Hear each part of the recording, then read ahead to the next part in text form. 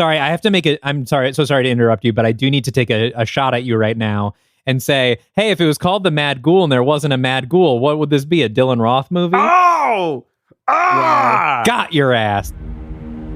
In 2017, Universal Studios announced the birth of a new shared universe of monster movies, bringing their classic horror icons into the contemporary franchise film landscape.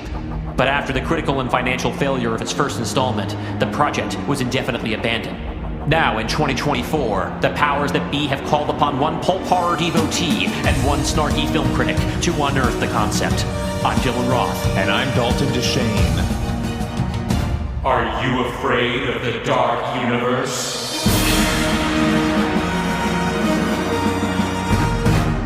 Welcome back to Are You Afraid of the Dark Universe, the podcast where we attempt to resurrect Universal Studios' failed cinematic universe of monster movies, one pitch at a time. Parody, fan fiction. But not even fan fiction. We're fans. We're not involved with Universal. Sorry, we had a meeting with a lawyer, and now I'm just making sure we make all our disclaimers. We are not directly involved with Universal. We are fans discussing movies that we like. Put an actual disclaimer on the show eventually, and then it'll be on all the episodes, and you'll have heard it already, probably. Parody. We're nice little boys. Don't do anything to us. We're sweet. I'm one of your sweet hosts, Dylan Roth, and I'm your sweetest host, Dalton DeShane. And together we have been building out the Dark Universe into an ongoing narrative to rival the MCU. Fake, parody, not real. Okay. Podcast. Okay. The more we talk about it, the more liability to which we open ourselves up. So I think this might be the last you hear us talk about this. So in between our canonical installments. Oh, there's more. We've been inviting our favorite storytellers into the office to plumb the depths of the Universal Studios catalog for other properties to potentially remake and fold into our completely not-for-profit fan fiction continuity. Our guest this week is a comics artist known for his work on titles like Nighthawk, They're All Terrible, and America, The Life and Times of America Chavez. But his fans know him best as the guy who draws the best sneakers in the history of the comics business. Hell yeah. He's also a major cinephile who watches upwards of 500 movies a year. Please welcome, a really good letterboxd follow. Please welcome to the Dark Universe, Ramon Villalobos. Hello, Ramon. Hey, how's it going? So I got caught off guard when you put out my letterboxd number for the year. I was like, oh, man. I thought of I should look it up because I'm probably exaggerating how much. No, I actually underestimated how many movies you log in a year. I'm like, I don't know, probably maybe 350, about one a day. Nope, more than one a day. 500. I was in a zone last year. I was I was finding a love of different kinds of movies that I didn't before. Because I've seen a lot of the normal kind of movies. Mm-hmm. And so I've just been going deep into westerns the last year. You were all tapped out on movies normal style. You had to get wild with it. Yeah, that's right. I had to go out west. That's why they call it the Wild West, not the normal West. Yeah. In movies, wow, it's so interesting we bring up movies because that's what we're here to talk about today. Yeah, it's funny that we end up talking about movies almost every time we sit down together in front of a microphone. Weird. And today, I'm guessing that one of those 500-ish plus movies you watched last year maybe was the one we're talking about today, which is 1943's The Mad Ghoul, a Universal film. I don't have any of the info pulled up. I should one of the lesser known Universal horror titles. I feel like I'd heard the title. I was familiar with the title, The Mad Ghoul. It's currently not streaming officially anywhere. You have to buy a disc, but it's also there's a reason why it's lesser known. I think I don't think they want you to know it. I think it's I thought too. I'm like, oh, we're gonna get a gem here. No, it's a lesser title. Directed by James Hogan. Hollywood Hogan, they call him. It was directed by James Hollywood Hogan. This is his best known film. Not James Happy Hogan? No, different guy. But yes, it's a creature feature of sorts. It's also kind of a psychological horror film. But on the whole, I would say of the Universal classics that we've watched for this show, maybe the weakest one. I don't think it reaches Black Cat levels by far. Black Cat's pretty good. I feel like it's on the level with Werewolves of London, which we didn't actually talk about on the show. I just watched it as potential influence to The Werewolf of London, which I watched in preparation for writing Werewolves of London. And if you're a part of our Discord, you watched this with us last weekend, which we can talk about Universal because this one's public domain. Yeah, they didn't even bother to renew their copyright. Yeah, on this. it is. So it's For which one? The Mad Ghoul. The Mad Ghoul is public domain. Oh, okay. You can actually watch the entire thing on Wikipedia right now. On the Wikipedia page for this film, they have the entire film uploaded, or you can watch it on archive.org in case you want to see one of the lesser Universal monster movies. But Ramon, please tell us your history with the Mad Ghoul and what brought you to choose this one. Well, I really wanted to watch King Kong, and I kept, because I'm a huge King Kong fan, you know? And then, so I brought it up to Dylan, and Dylan said, no, everybody wants to do King Kong, but King Kong's not a Universal monster movie. And then we got into the weeds of like kind of bickering back and forth on what qualifies, what doesn't qualify. Yeah. And I said, you know what? We're played by your rules, you know? And so this movie, it has a Mayan god. Well, kind of. It has Mayan gas in it. And I saw Mayan, I saw, you know, the ghoul himself. I said that this would probably be pretty good. And the other thing is the connection to King Kong is that there's a character in here that's played by Denham from the original King Kong, who is also in Son of King Kong. The reporter in this, the one who's like, you know, the intrepid investigator, like the comedic character that has no jokes. How dare you? That's just what was funny in 1943, dude. For more on how the history of comedy stacks up, please revisit our episode with Branson Reese on Abbott and Costello Meet Frankenstein. Him just making funny faces and walking weird, it was like the funniest thing you could do in 1943. Funny faces and talking like this, and I'm a reporter, and I'm gonna get to the bottom of this case. See, I'm gonna suggest that this woman pay for drinks. Yeah, and you know what? He did do that. He even did like the thing where he's like, I have an expense report, and he like threw money up in the air, like really excited. Yeah, I think it's just he's in a completely different movie from the main characters. Yeah, well, like I would have rather watched his movie. In fact, I did. I watched King Kong and Son of King Kong. He's great in those. He was, I mean, like, you might find him annoying. He was the best part because he was hilarious. Sure. Well, let's get into what the movie is before we get too into the weeds about our favorite character, Maverick reporter Ken McClure. It is not surprising though that this was not your first choice, and I'm sure it wasn't my first, second, third, fourth. It was. I've never even heard of this. Well, let's watch this one. Well, Ramon, like you and I started talking about doing this a really long time ago, and it was a while before we got together to do the episode. And since then, we've started bending the rules a lot more about whether or not it has to be Universal horror. But I didn't want to make you start over. So there's a couple things here. First of all, everyone listening is now pissed at me and Dylan because they want King Kong, and they would probably rather you pitch us a King Kong movie versus this one they haven't heard of. And also, I'm a true Kong head. That's true. We've gotten to Godzilla gang versus Kong gang wars on Twitter a number of times. And we've talked on here about the weird legal status of King Kong. We've talked on the Discord because everyone wants us to do kaiju. They want us to bring King Kong in. But the other irony here is that you didn't want to do this movie. But about a month ago, I was talking to Dylan about, you know, what characters we want for this phase to make sure we didn't step on each other's toes. And I told Dylan, I think I have an idea for the Mad Ghoul for one of my movies. I think I'm going to use the Mad Ghoul. And Dylan was like, no, you can't. Ramon called dibs.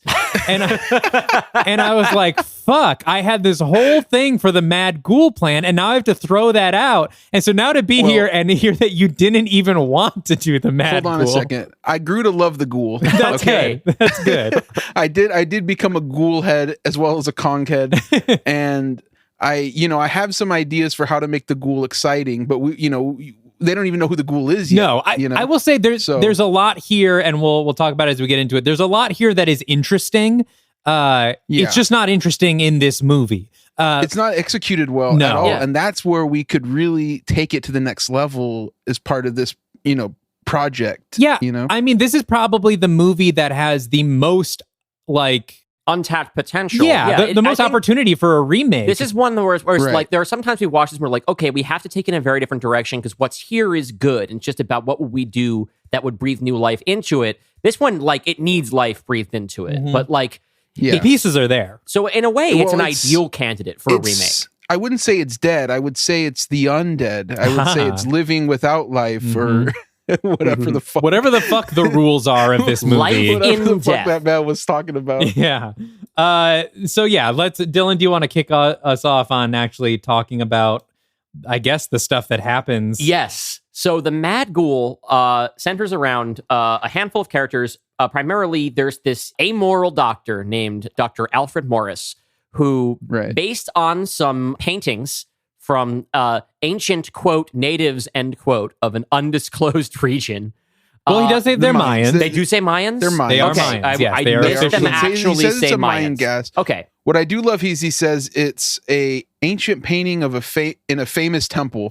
And that's what was unspecific. Yeah. It's like, you could have just said which temple. Well, You could have made up a weird temple. vagueness. Like this film takes place entirely in fictional cities in the United States, like it's a DC comic. Really? Where this university city, and then they travel to, I don't know, Mount something, like all of these, like, and like not Century City. I wrote down a couple of them in a notebook. We'll get to the musical tour elements of this, but yeah, all the locations that they mention all are like talked about like they're big cities, but it's like Brockman and North Haverbrook or whatever. It's that's by God, we put them on the map.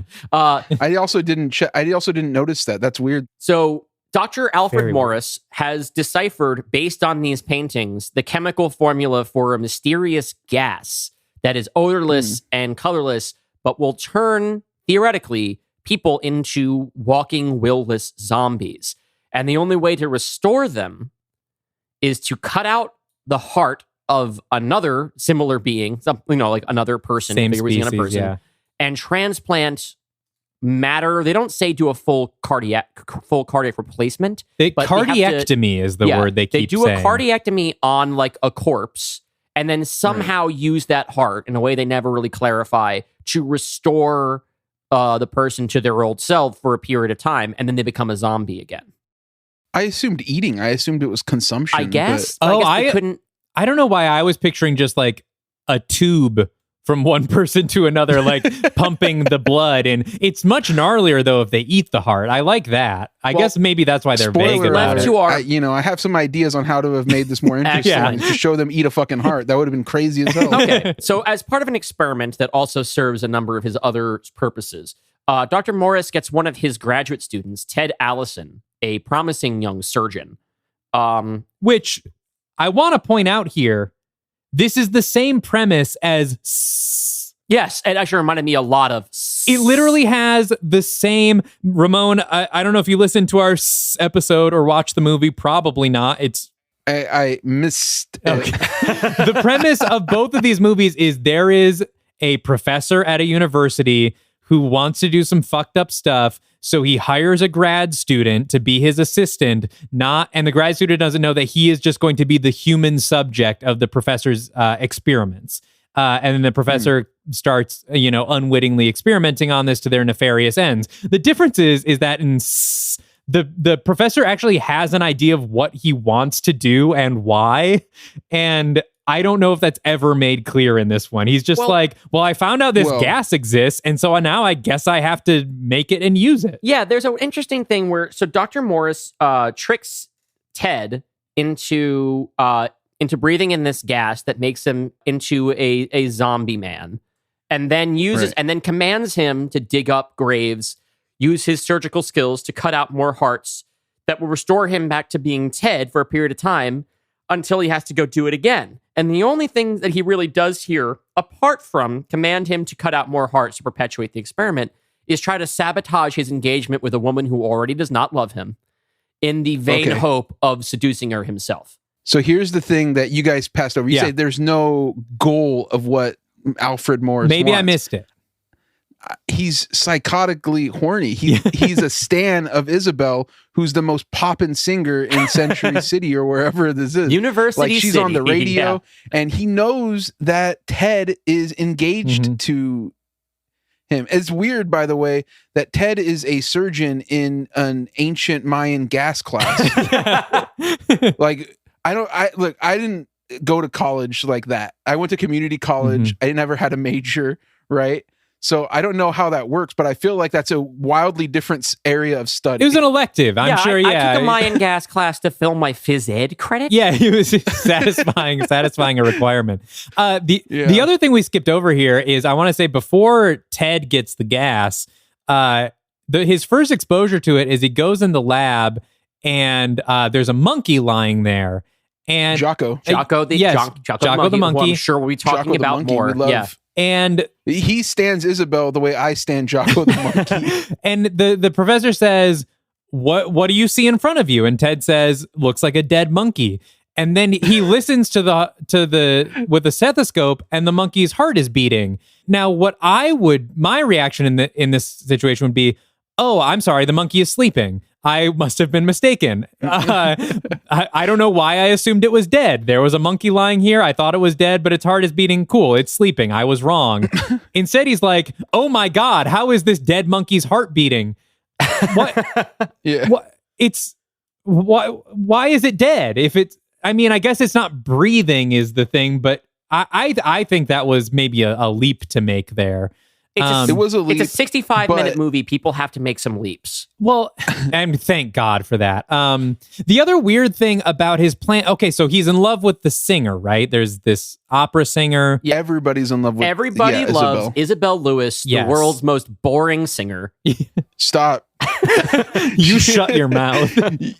Again, this is 1943. That was the most entertainment that people had ever, like we didn't know that people could actually make good music. She was the Ice Spice of her time.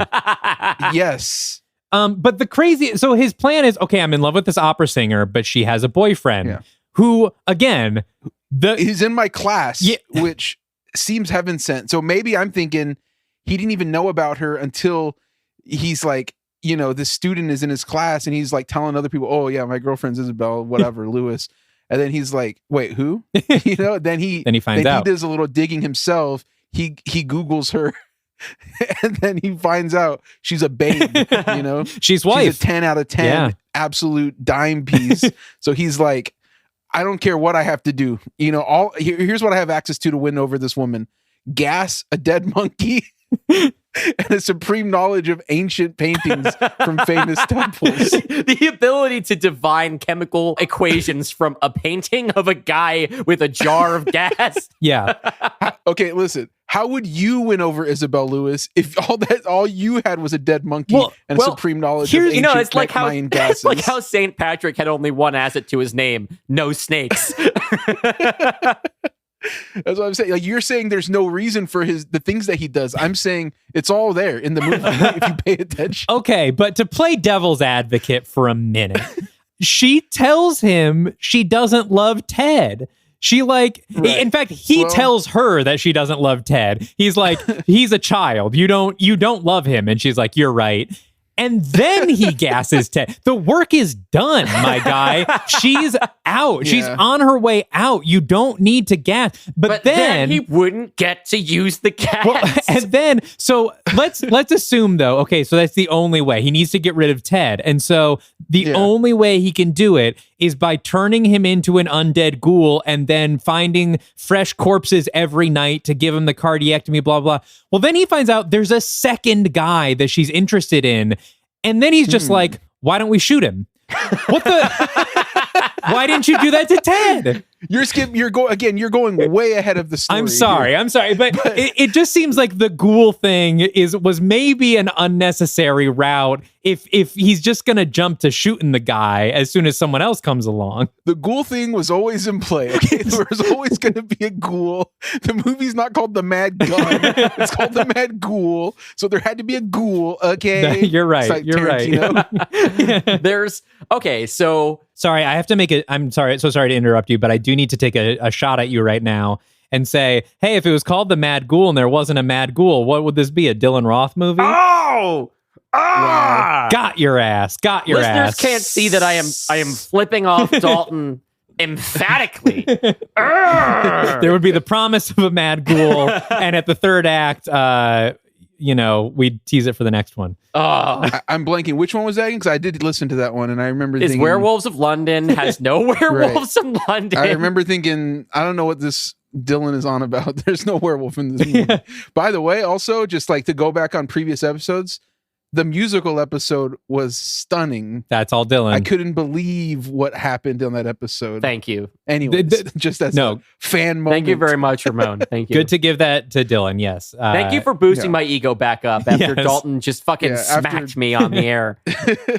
Well, it was a huge blunder. You bungled the werewolf. I bungled it. So. Listen, by now everyone knows that Dalton has unbungled the werewolf situation and fulfilled the promise of their premise, and I'm fine. Look, we still have the rest of the phase to go, and you've turned things around by then. But the Mad Ghoul did have to have a Mad Ghoul. Ramon is right about that. So, Dylan, continue with your summary.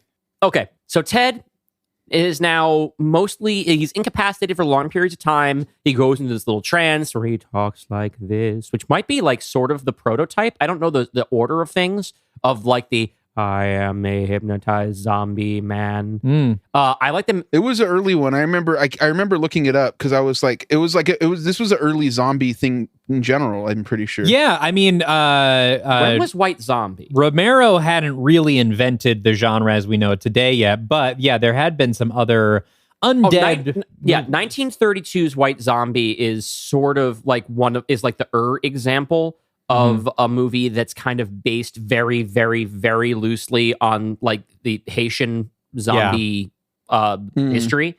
And so that does predate this, but this is, about a decade later.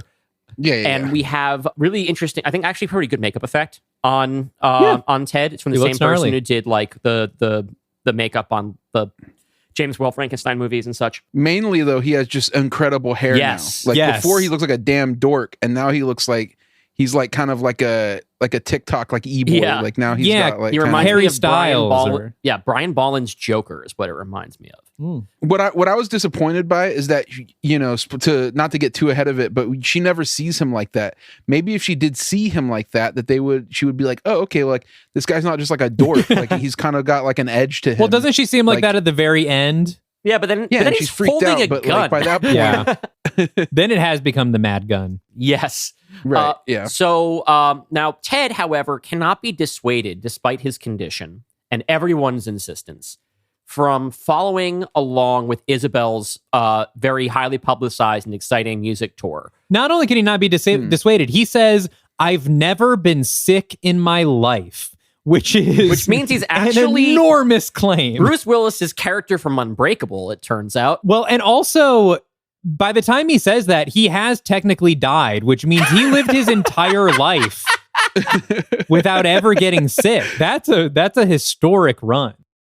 Also, think about it this way. That was back when like we didn't even have real medicine. Yeah. Like they were just like doing weird shit to people, like putting leeches on them to like, oh, you have a cold? Like what if we just like cut your wrist open and see what happens? Yes, soap was a luxury. It was a wild time to not get sick. Yeah. I saw a TikTok on Twitter today where it was like a woman talking about you can't reheat rice because there's bacteria on it and you could die.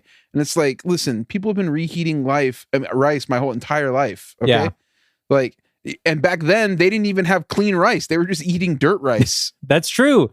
And they, we've been eating microplastics for millennia, I think. Yeah. So again, like that's a huge W on that dude's part. Yeah. Although he did go out real sad because he just like got gassed when he didn't realize how much longer could he have gone without getting sick if he hadn't been gassed. Yeah, he would have gotten like very, very sick. Probably. He could have ended up in Ripley's. Yeah, this is maybe the best thing that could have happened to him. So Ted and Dr. Morris, with Dr. Morris at his side to keep an eye on him, but really to make sure that whenever he slips into his zombie state, they can go out at night and steal a new corpse from whatever town Isabel happens to be playing in. They travel from town to town for weeks. And at each one of those places, somebody's body gets dug up and his heart expertly removed. Mm-hmm. A fresh corpse. So it's only a matter of time before the police and a maverick journalist named Ken McClure, played by Robert Armstrong. The police don't know anything. The police aren't really involved, though, by the way. It's more just like the entertainment reporter and the corpse reporter, like the corpse news, the guy on the corpse beat. They just like cross-check their notes and they're like, wait a minute, I'm noticing a weird pattern that every time she's somewhere, one of your hearts gets dug up. I think it's someone with schizophrenia. Even before there's a pattern, when the very first body is found, the detective on the scene goes to the reporter to ask him for his opinion first. There's a thing we have to say in favor of this film is it is a very, very low opinion of police officers. Yes. The police officer finds like a dug up corpse and is like, who's the goofiest guy in the room that I can ask for their opinion? The detective Garrity asks Ken, what would my department do without you? And he says, you don't. And then he goes off and solves the case. Together with a small character who's an entertainment reporter who's following Isabel's tour. Again, it's the talk of the town. People simply love for this woman to stand and incredibly flatly perform unmemorable songs with a live pianist. Dude, you are so jealous of her natural grace. And it's unbecoming of you because, you know, we've heard you and you make great music. We don't have to compare two people to one another. But it's a little bit like, oh, you're so jealous. Like you have to bring down one person to just make yourself feel The No Jersey album is going to have an Isabel Lewis fucking diss track on it. Can I just? I'm going to dedicate an entire song that's going to be called "The Mad Ghoul," and it's going to be about how her tour is overhyped, and that one newspaper is following her around, and they're trying to. They're just building her up, and she's just nothing there. Can I just say, there's a scene where they're listening to Isabel on the radio. And for the most part, this is a very professionally made, it's a Universal film, right? It's even if it's not the best of them, it's professionally made. But when they're listening to her on the radio, they've made no attempt to make it sound like her voice is coming out of a radio. And like, no, I thought she was on the other side. Yes, of the room. Did you? It literally sounds like she's in the room. And then an announcer comes on and is like, that was Isabel, whatever. And it just sounds like he's there. I'm like looking around to see whose mouth is moving because they didn't add any tinniness. It's just the same voiceover they gave to everybody else. Anyway, that's how powerful her beautiful voice is. And that's why Dylan is jealous, frankly. I was going to say that's the best radio available in 1943. Just crystal clear reception. So eventually, Dr. Morris becomes aware that the man that Isabel really wants to leave Ted for is her pianist, Eric, who, ironically, Ted introduced her to. Played by, do you have who? Churon Bay is his name. Yeah, he was popping as like anytime they needed a guy who wasn't kind of white, they had this guy. Yeah, he was known as the Turkish Delight. I think I watched like one or two other movies he was in. I can't remember. But I was fascinated by like that they would have a non-white guy as the guy who she was into. And he was like a sort of matinee idol kind of dude who they were like, you know, put him in, he's going to be good, you know. This movie was so progressive for its time. Very suave, very handsome. Never did a Star Trek, but did do a Babylon 5, just so everyone knows. Oh, okay. So then Dr. Morris very logically decides, oh, okay, well, I'm gonna tell Ted to kill that guy, and then himself. So he puts him into Manchurian mode and sets him off. But the thing is, Ted has actually outfoxed him at this point because we're getting towards to close the picture. Ted is now put together that he is the mad ghoul that the newspapers are talking about, and that he is the serial killer that they have dubbed the Mad Ghoul. And Dr. Morris is responsible. So he tricks Dr. Morris into breathing in the gas, binding their fates together. Which is maybe the most interesting development in the movie. The idea that now, because both of them now need those hearts to live, but they need someone to be in control. Like, so now they are relying on each other. And it lasts about 5 minutes. But for a second, I was like, ooh, there's an idea in this movie. But then Ted also destroys all of the notes. And basically the idea is we are now both doomed to this fate. Nothing can save either of us anymore. He could just look at the Mayan pictures again. He doesn't need the notes. It's all right there in the painting. But then he snaps back into ghoul mode. Dr. Morris cannot reach him. And his last command was still to go and kill Eric and then himself. And there's no more influencing him. So he goes do that. Dr. Morris is chasing him down. There's a big standoff at the concert. Ted is killed. Dr. Morris is not. He's killed. Right? By a good guy with a gun. And I just want everyone to notice that he is killed by a random stranger in the crowd. was gonna say that's like for as progressive as it was by having a non-white person be the other guy. Like when the gun comes out, just some dude pops up and shoots him. Yeah. It's so crazy. Some citizen hero, because of the Second Amendment in this country. If it wasn't for the Second Amendment, the Mad Ghoul would have gunned down Eric, and it would have been a sad ending. But thank you. They do exactly what they tell you not to do. He's got a gun. Anyway, Ted is shot dead. They find him with a note basically apologizing to Isabel, saying, I'm the guy who's been killing people in your sounds. I hope you and Eric are very happy together. And Dr. Morris's last thing is he's, I think, resigned to his fate. I'm trying to remember the closing shot, because like a lot of movies this time, it just kind of stops. He's crawling towards a grave, I think, because he's trying to do the cardiectomy himself before he turns. Right. Okay, but there it is. He turns while he's on top of the grave and just dies. Yeah, and that's a pretty good ending. Yeah. I was going to say, you cut out a part that was maybe the best part, where the detective, the newspaper reporter, the intrepid journalist, he tries to trick them to like get so he pretends to be the corpse that they're going to go plant. Oh, yes. And so then they go there, and then he's like, gotcha. Like he does like the Undertaker, like sit up out of the coffin. He does. He's like, you idiots. And then there's like, well, there's still two of us and one of you. And then they like slowly cut him.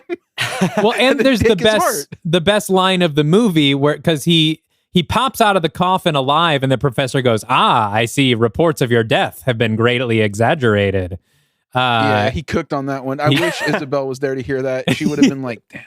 Yeah, like if he was just that clever, if he just let his personality shine around Isabel like that, he wouldn't have needed to do any of this. Get with her because he's still like 40 years older than her.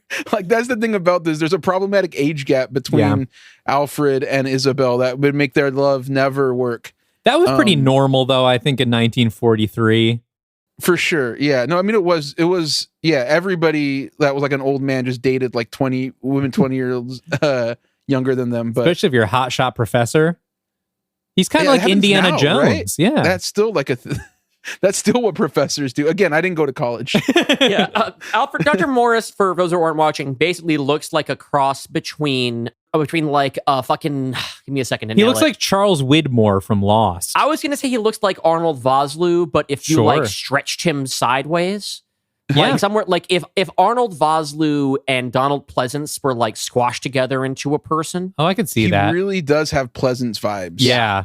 He has Pleasance vibes also in that he is totally committed to this movie and gives a good performance despite, everything. George Zuko. Yeah. I don't think, he was in something else. He was in he was like a mad scientist in like a couple other movies, I think. What's interesting is apparently, according to Wikipedia, after this movie came out, Universal announced a movie called Chamber of Horrors, which was gonna star Bela Lugosi returning as Dracula and Boris Karloff as Frankenstein, and it would also have the Mummy and the Invisible Man and George Zuko and have the Mad Ghoul in it. The new ghoul, it's a new ghoul in town. Yeah, the other Mad Ghoul had died, so this would be the second ghoul. This would be Ghoul 2. Yeah. So I guess instead of that, just like a decade and a half later, they Teen Ghoul. We could get Teen Ghoul in the mix. Actually, only 5 years later, they would do Abbott and Costello meets Frankenstein instead. We could have had the Ghoul meets Frankenstein. Yeah, I mean that would have been the flashpoint of the Dark Universe, really. Yeah. So you're all very much more familiar. Are all the other like scientists in those other movies as horny as Alfred Morris, who's just like, it's his only driving force in this. Like he doesn't care about the science. Yeah. He doesn't care about, he's not evil. He's just wants to fuck Isabel. I would say it's not always the scientist, but there's usually at least one character whose only purpose is to be horny for someone. And that's their driving motivation through the whole movie. Usually it's like it's like the hero of the film who's like, all I want to do is be with this woman and save her, but fucking Dracula keeps getting in my goddamn way. Or something like that. Because I'm thinking if they have the house, if they have the horror homie house, and the Mad Ghoul is invited, and he's just gooning the whole time, like ghouling. He's ghoul. The ghoul is gooning once again. Yeah, and they're just like Frankenstein has to just deal with that. Like how annoying that would be. down in his ghoul goon cave. The ghoul. He's cave, always just trying cave? to listen to opera singers, and they're just like, dude, get over it. She's not even that good. They be hating like Dalton over there. Hey, he and Phantom of the Opera would have a lot to talk about. That's true. Oh, that's okay. Yeah. Shout out to the Phantom. We love our horny villains. Horny for opera singers specifically. Yeah, this really is just meets the Phantom of the Opera. Yeah, you know what? Very, very much that's how we really should pitch it to people. And they'll all know exactly what we mean when we say that. Yeah. So, I mean, the thing about, there's only a handful of shots in this movie that really stand out. Like, it's not like a mood piece the way The Black Cat is, where there's a lot to talk about in terms of atmosphere and cinematography. It's a very bare bones kind of production in terms of scenes not having a lot of setups. It being very much in the vein of like a true B movie that was actually made to support Son of Dracula. Yeah, it was made to be the double feature. Yeah, like the second, which it's funny to me that like they made movies just to be like, oh, well, we made this other movie. We need something to be a double feature. I guess we'll make another movie. What do we have in the script pile? Like I guess that's how things used to be done. But yeah, the like stuff, the weird thing about this is I feel like the plot is entirely like all the problems are just self-created. Like it doesn't feel like there's actually any momentum. It feels like this like things are just happening so that something happens. Like there's not really a lot of narrative momentum. And again, like if he's just going to tell Ted to kill himself, like why did he keep him alive for this long? You know, science. But what science is he like? He's not. There's no scientific goal here. The goal is just I want to fuck this girl. But there's no obstacles for him. There's never an obstacle that necessitates all this. It's just like we're doing this because it's the Mad Ghoul because we have to have a Mad Ghoul. The ghoul. That's what the ghoul does. Yeah, we titled a movie The Mad Ghoul. Someone's got to make a Mad Ghoul here. But I, as an audience member, was never bought into why any of this was happening personally. No, it wasn't. I mean, that's the problem is that when I saw your Letterboxd review, Dalton, and it just said it's threadbare. I'm like, that's right. You know, like I had seen the movie already once, and then I started watching it again, and I instantly fell asleep. and like I was out within like 10 minutes. Yeah. And I watched some boring movies. So like that was spectacular. Like I couldn't believe that I fell asleep so fast. And then I started over and like it happened again where I just completely lost focus because I was like, it's not doing nothing for me. And then I watched it 2x speed actually, or like 1.75, and it actually like had a bit of a rhythm to it. That's but good. Still completely uncinematic. Yeah, in like every way. Like you said, it was almost like it was like a stage play where they're just like, okay, move the sets out. Everybody just like you're just planted there watching this stuff happen, and it doesn't feel like there's no like energy to it. It's not like spooky at all. Well, it doesn't help that your main draw, your monster, the Mad Ghoul, is like by necessity sleepy and uncharismatic. Like, you know, like if you're not going to have not in like a hot way. Like today, that would be like considered hot to be like sleepy and sure, like, you know, have fucked up hair. That's Bruce Davidson. Sorry, have you seen Pete Davidson's whole thing. With the Saltburn with a couple of Mad Ghouls. Now there's don't give Emerald Fennel in. Oh yeah, we already have Barry Keoghan in our universe, but if not, oh no, I wasn't planning on casting Barry in this movie at all. Okay, but I was thinking that, you know, the Saltburn, you know, like that movie sucked, but it was like, you know, it was horny and like allowed to be so, you know. Yes, and we do applaud horny movies on this podcast. This movie, and I don't want to get into the whole thing about Saltburn, but like, you know, the Mad Ghoul has the same problem where it's like it is horny, but it's like it's not sexy though, you know. Yeah. Like that's the problem. Like you're never once kind of like, oh, interesting, you know. And it's not because it's the 40s. Because I've watched some Western where I'm like, oh, okay, that's what's up. You know, like they're horny as fuck. Look, I'm on record on this podcast as going total wife mode for several, you know, pre-code films. This was not who's the lady in the black cat who's like super charming that I fell in love with. Like, there's not a character like that here who like that you really fall in love with. Isabel, although we stand, she is flat as shit. Yeah. Eric, you know, Yoslin Bay or whatever the fuck. I think that's Mos Def. Yeah, Yassine Bey, is in this film. Whoever his name is, he doesn't get to do a whole lot. He's just there to be handsome. He's just there to call Drake pop, and he's always going off on his hot takes here. The character's always hanging out with his friends Talib Kweli and Dave Chappelle. And Turan Bey in the movie is the only character with, I think, a palpable sexuality. I think you can understand why he's the preferred candidate for Isabel's affection. Right. He has kind of a Clark Gable thing going on a little bit. He does. Yeah. He's got, and he's also like a very competently nice guy. He's like, yes, I'll go meet my friend in this alley at midnight because he wouldn't hurt a fly and I can handle myself, right? Like he's as condescending to Isabel as men typically are in all movies in this time period. But at least, okay, I get it. Sure. But even, he's fourth billed in this movie. He's not in a lot of it. And he is the obstacle, right? Like he's not the object that anybody's really after because even her interactions with Isabel, it's the only character that deserved the love of a good woman was the reporter. Yep. And I wanted something to happen with him and that other, like the entertainment reporter. I wanted them to find happiness, Yeah. Well, it's like when I watch When Harry Met Sally, and it's like I really don't care about the main two. I want to know what's going on with Bruno Kirby and Carrie Fisher. It is. I'm realizing how this movie just instantly deflates everything it sets up. I mean, like we talked about the end where like, oh, these two people are tied together, but then like one just goes off and dies and like that never happens. But the other thing you were talking about, Ramon, with the reporter has this brilliant plan where he's going to go fake his death and be in the coffin and get the jump on them. And he does that and he jumps out and he says, "Hi, I'm not really dead." And they're just like, "Well, if we kill you, you are." And it just immediately kills him and just takes his heart. It's all dead ends. It's all even narrative.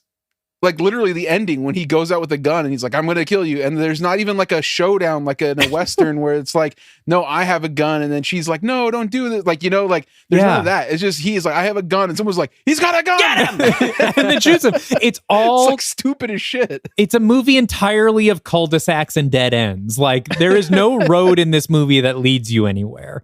It is just, it's entirely self-contained. I do think there is a good kernel of horror here, which is the fear of, it's pretty common in a lot of the monster movies we've dealt with, but I think in an interesting way. It's the fear of loss of identity and loss of will. Mm-hmm. The idea of becoming another person who is dangerous. Like that's something that's played with better in like, say, The Wolfman, right? And I think it is definitely a scary concept to essentially be unknowingly subjugated. Yes. And or even once the idea of I am completely now beholden to this other person who's basically poisoned me during whatever period of time. If I want to be myself again, I basically have to let whatever's going to happen. To Ted's credit, once he knows what's up, he doesn't participate. He doesn't play along. If this were a longer movie, you might want to have a period of time where he is briefly resigned to the idea of, if I'm going to live, I have to be an active participant in this. There's no time in here for that to happen. Instead, he gets to turn the tables and also kind of retain his honor, right? Which is laudable. Not that laudable. I think because like ultimately, it's not even like that dude had nothing to live for anyways. He was a good surgeon, I guess, if the only people he's working on are dead in the first place. What are we talking about? He's a loser. No wonder Isabel was like, "I'm off on Ted." He was handsome, He had though. discovered his good look, though, with his hair down. I think there's also a fear just of your body here and of death, at least for me. I mean, I've talked on the bonus pod about me and that kind of stuff, but like the idea that he's just going about his life not realizing that he's already dead, and to find out that this has happened to you, and I feel like that just, it's partly the bodily autonomy thing, but also that your body is breaking down and you're already past the point of no return. And do you try to keep limping along by, eating hearts or whatever, or do you just succumb to it? is just like a terrible rock and a hard place to be in. If they would have shown like any of the body horror kind of like, you know, like taking the heart, doing any with that kind of stuff, could have been cool. Sure. You know, if they would have shown us a corpse, they didn't do anything like that. You know, it's sad. It was too bad. Yeah. And or alternatively, if they would have had Jocko the monkey more involved. Well, luckily, Ramon, you have the opportunity to fix all of these things. Right, because when we come back, you're going to pitch us your reimagined version of the Mad Ghoul that will resolve all the issues that we have with the original. Okay, yeah. We'll be right back after a quick word from some other podcast. See you in a minute.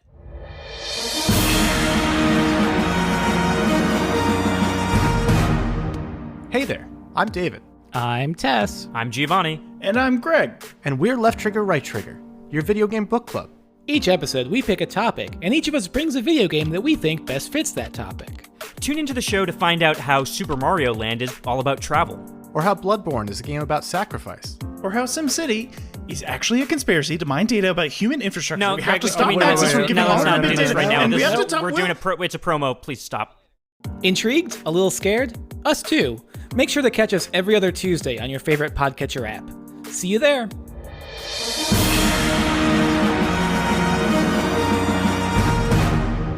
And we are back here in the Dark Universe, and we're about to hear Ramon Villalobos' pitch for a reimagining of the 1943 Universal Studios picture, The Mad Ghoul. But before we do that, I have to just quickly update everybody on something that happened during the break. So when we get up to take a break, I have to use the bathroom, refill our waters or whatever. And if there's any kind of time to kill, sometimes I'll just take a quick scan of Dalton's DVD collection, just looking at it or whatever. And it's very well organized. You have your DVDs on the top shelf and your Blu-rays alphabetized on the shelf below, and you use your PlayStation games and your Switch games and yada, yada. Very respectable. But I was looking through and noticed something I'd never noticed before. And I can't suffer this alone. Okay.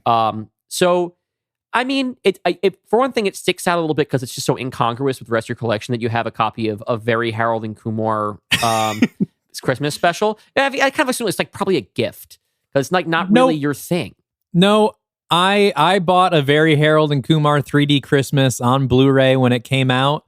Okay. Because I like that film. I saw it in theaters. I mean, cool. But that's not what I have a problem with. Okay. So there are a number of ways you could file that disc in your collection. Where do I have it filed? So you could put it under V because the title begins with a very special blah, blah, blah, blah. Sure. And usually you cut V or A from the beginning when you alphabetize things, library style. Or you could put it under H for Harold and Kumar, and you would file it with the other Harold and Kumar movies if you had them. You don't have them on the shelf, so I guess it didn't occur to you. I only have the Christmas one. You filed it under A. Yes. Which is psychotic, Dalton. It starts with A. It starts with A. Very. Avery. Would you put just a like serious man under A?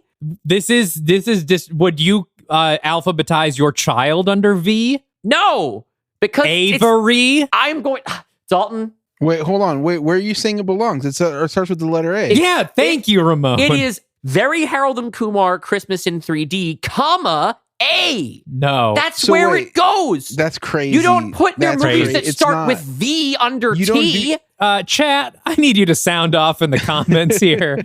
I need you to let us know if Dylan is out of his mind. Absolutely insane to file it under A. Wait. When you file everything, it's just purely alphabetical order?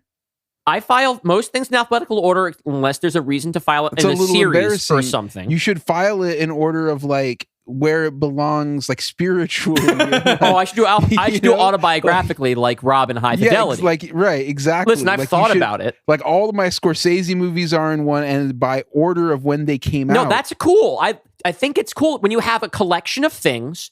You can modify your system. Like all of my DC animated universe boxes are under D and chronological. That's right. Because Thank you, Ramon. Insane. What if I had it under C for Christmas? Would that be more acceptable to you or less? It honestly would. Oh, God. All of our Christmas compilations in my dad's CD collection were under V for various and then C Chat, inside I need you to Various for save me here. Christmas. I need you to save me. I grew up in a record store, Dalton. I know what the fuck I'm talking about. You gotta hop on. So it is not crazy for me to file a very under A. I think It's that is absolutely fine. unacceptable. I'm gonna find more ways to piss you off with my organizing. I'm going to come back in 2 weeks to record the next episode, and everything's going to be filed in the most heinous possible way. And we're going to eat up 10 minutes of the podcast talking about that. I'm going to file it by whichever actor is listed as with at the end of the opening credits. You know what? That would be consistent, Dalton. I kind of respect the amount of work that went into it. All right. So wait, everything else is alphabetical order. Everything else is alphabetical order. That is still Including alphabetical a very. order because it is a very. That is alphabetical. No librarian in the world would back up that take. Well, I am the librarian of my collection. Okay, Dalton. Are there any other? Wait, so the movies are not in the under T? The movies are not under T. The movies are not under T. You know, there's no other A movies. Yeah, I guess. Yeah, Not that I noticed. If I had a serious man, I would put it right before a very Harold and Kumar 3D Christmas. Okay. I think that's right because A is different than the. That's right. They're articles. It's the same. Yeah, but one's a specific and one's a not specific article. Now, granted, like in the bedroom gets filed under I. There you go. So, but okay. I've eaten enough.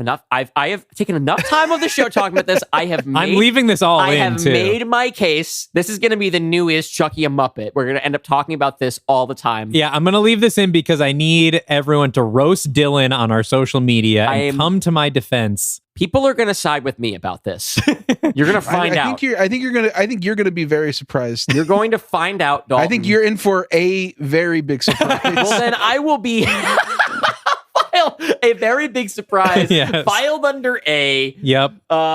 Okay, with that, Ramon, what do you have for us today about the Mad Ghoul? So, like I said before, when I started this ghoulish journey, I was like, I'm gonna wow these two. I'm gonna have such a pure vision of what I want, you know. And then I just forgot about the vision. I lost it. I hate when that happens. But I still have the idea. I still have what I know, like the core of it. I know the twists of it. Okay. And I know the opening of it. So I'm going to feel free to barge in as often as you want. Sure. You know, but I'm going to just give you what I had before I lost the vision. And then we're going to start talking about, how this should take shape. I have a quick question first. Because I know you've listened to the show. Yeah. Did you write this to try to make it fit in with our dark universe, or did you write it to be standalone? That would be silly because I knew there were going to be episodes before this. Okay. So you didn't. It couldn't work like that. Okay. No. This is so the way I sort of think about this is, the Ant-Man movie, which Sure. to be honest, I didn't see it. But what I understand about it is it's part of the Marvel universe, but there's the Baskin-Robbins stuff that has nothing to do with Captain America. So you want this to be the movie in the dark universe that you don't watch? Just like the real Mad Ghoul. Yes. No. So we open up in a Mesoamerican jungle. Yes. Right? Uh-huh. We follow a young boy into a village. Tribal drums play to the tune of Joy Division's Atmosphere. Oh. I'm assuming that we have the budget for that. Yes, of course. Okay. A small Mayan adjacent what the fuck did I write that? I didn't even pre-read this before. There were some mistakes here.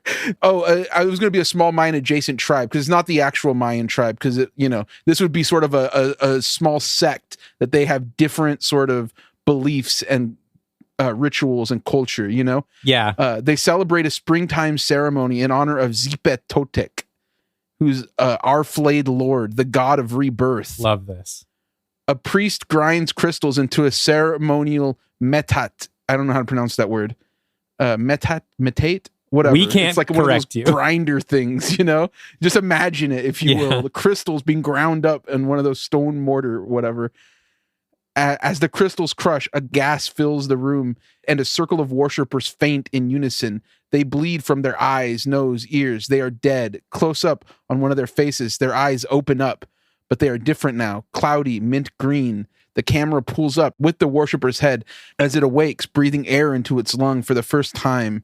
Zipetotec is pleased. The worshippers begin to rise and surround him. In my mind, this is sort of like an Eyes Wide Shut, but in the olden, like in an ancient time, very famous temple. You know, they gather around him and begin to sing "The World Shakes," cut to black, and then we see the Mad Ghoul. Okay. So that's how we open it up, right? And I was really debating which Joy Division song. I was debating if it should even be Joy Division. I was thinking maybe we go Deftones, you know, bring a new element to your universe that you've never had before, which is somebody very intent on specific licensed music. Yes. The most important part of that opening, yeah. Well, have you heard Joy Division's Atmosphere? It's a beautiful song. That's right. And also creates a chilling atmosphere. Implies that Joy Division did rip off Mayan culture. They are cultural appropriating with that song now in universe. This is going to be like when people discovered the band Death. And we're like, oh, okay, there's a band that predates every punk band we've ever heard of that were like Black Detroit guys. And now we have to reanalyze the entire history of punk. We have to now think about new wave in the same way.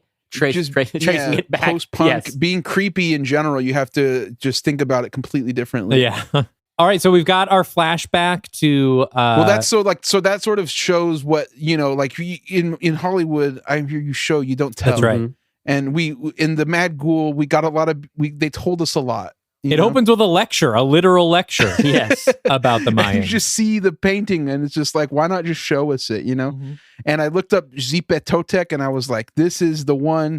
He had a cool fucking, like, in my head, he's kind of like, looks like Leatherface, but with like face paint on the leather face, you know? Yeah. I was telling Dylan, like, I think I might draw this. I think, you know, I might file some sand. This was back when I really had the vision. I was like, I think I might like sand the serial numbers off this and just make this thing as like a project of mine. Hell yeah. But then I was like, I completely forgot where I was going with this. So then the Mad Ghoul, then we go to a bar in Berkeley. I wanted to bring it to the West Coast where I'm from. Mm-hmm. You know, there's a small party of friends gathered to celebrate the return of Alfred, a late 20s, mid 30s chemist. I've de-aged Alfred Morris. Okay. You know, he's back home from a long research trip in Mexico where he was studying Mayan medicines. He received a lucrative grant from a mysterious Silicon Valley benefactor. I don't know if we have a specific one. We actually do. We could use the one from the Black Cat. We could. That's right. We can tie that in together with Merritt's pitch. Yeah, because Merritt had a pitch all about a Silicon Valley type company. Yeah, we could. And he's obsessed with eternal life, rebirth. Yes. That's right. Okay, so great. it ties in, but we don't want to get too close. Which to was it, John Hamm, I believe. Yes, we could maybe have a small cameo from John Hamm. Yeah, at the very end, maybe there's a small cameo for John Hamm, who we love. Which John Hamm makes a cameo in the post credits, putting together like our defenders, which is all of our heroes from our guest pitches. Yeah, we need to connect this to Colossus as well. The same technology company can be involved with this defense contract. Moving along with the Mad Ghoul. Before we move along, do you have a casting idea for the professor? So I had a few ideas. The thing that I knew about him, what I want for him is to be like a white guy. Okay. Because I feel like it's important that when he goes down to Mexico, he's learning about their culture, their medicines, but he doesn't respect it. Sure. You know? Because he's not from that, so he doesn't understand that there's like a spirituality to it. He just sees profit, and like, you know, he's got this grant, he's trying to help this rich freak like stay alive. So he's fully in on this, and you know, I couldn't think of like one specific. The one I had in my head, just because, have you ever seen the show Red Oaks? No. Do you know who Craig Roberts is? No. I'm gonna pull it up. You ever see the movie Submarine? I think I have, but not for a really long time. It was a wild pick. I just like Red Oaks, so I was like, you know, I think that guy would be good because like I want it to be like a little British, but not too British. Oh, this guy, the lead from Submarine, yeah. Okay, yeah. He's a Wellsman. Yeah, I think I saw him in like another movie too with like. It doesn't matter. Yeah, I'm trying to think of what I've seen him in. That guy is good. You should watch Red Oaks. The thing is, I'm a huge David Gordon Green fan. which is not, by the way, a very popular position to take. Well, these days. we're both big Halloween Ends people. Yeah, we're Halloween Ends We defenders. love Halloween Ends. Yeah, it was amazing. You know, I wanted some Halloween Ends vibes in this movie. Okay. Like, you know, we like that. We like that. I also really like The Exorcist Believer, which again, unpopular opinion. We're less into that one. We're less into that one, but we did like the Halloween ones for the most part. I have not seen like a single movie this guy has been in except for 22 Jump Street. Yeah, he's just like a little dork in that movie. All right, so we're talking about a guy with kind of definitely looks like an academic. Yeah, has a face for radio. Yeah. He looks like a nerd. He's sort of like, I don't want the Tom Holland. Like, I want an unattractive Tom Holland in this role. You know, he's not unattractive, to be clear. He's just not he like doesn't look like a movie star. Yeah. But like, I'm saying that I love this guy. I'm the one who picked him. A young Donald Pleasance type, if you will. Yeah, actually, that's a good point. He does kind of have that. Yeah. So like, that's the vibe I want for him, is like, he's very self-interested, but he is in love with a person that we're gonna, you know, obviously it's Isabel. Sure. So he's back home from the research trip. He's been studying biomedicines. He received a lucrative grant from John Hamm. Mm-hmm. So, but he's dropped out of college to do his research, and now he's back to work in a modern high-tech lab creating a synthetic version of the gas that was used to revive dead cells and making the dead tissue come to life. So it's a little different than what they had. Like, I want that to just be like less complicated than we have to, dig up a thing.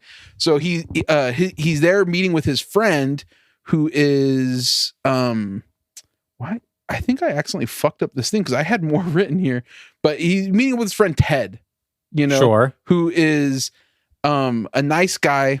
He loves Isabel, but they're not together anymore. Like, I want to start this out to where they've already broken up. They had like a fine relationship, and he is a college researcher who's trying to move past her in the same field, by the way. Okay. Not, he's not a master surgeon, because I don't think that really matters. Yeah. If I'm being right. honest. Especially if we cut out the whole bit where they have to go and steal bodies and they'll kill people. Yeah.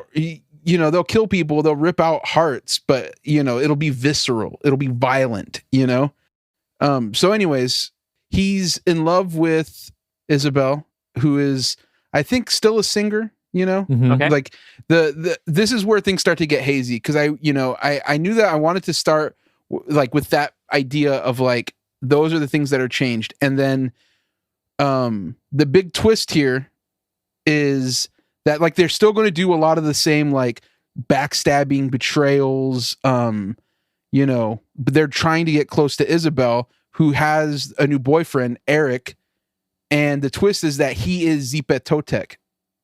Oh. So then we have now like a secondary like sort of Dracula character who's Mexican, who's like young, and he's also sort of searching for like love in all the wrong places, and for Isabel, I wanted to thought to make it sort of update it from the old movie. We give her a personality. Women are allowed to have those in movies now.